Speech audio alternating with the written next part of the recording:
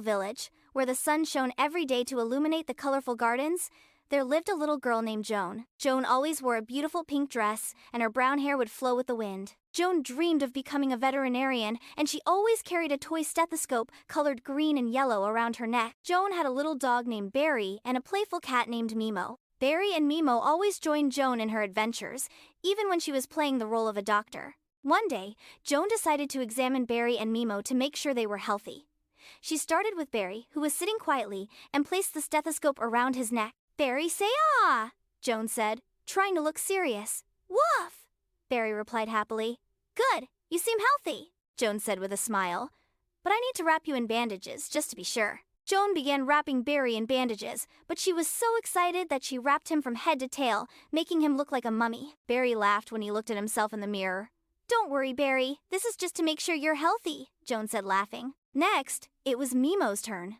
Mimo was a playful cat who always tried to jump and run away, but today, she decided to sit quietly and let Joan examine her. "Mimo, you need an exam too," Joan said, placing the stethoscope around Mimo's neck.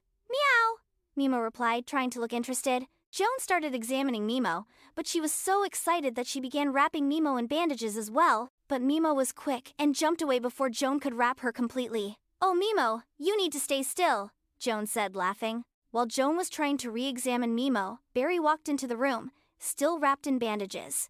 Joan laughed when she saw Barry and said, "Barry, you look like a mummy." Finally, Joan decided to unwrap the bandages from Barry and gave both Barry and Mimo a treat as a reward for staying calm during the examination. "You are both healthy now," Joan said with a smile. "And you are the best patients ever." Barry and Mimo laughed, happy that Joan was taking care of them. From that day on, Joan became known in the village as the Little Doctor, and she always brought joy and happiness to all her animal friends.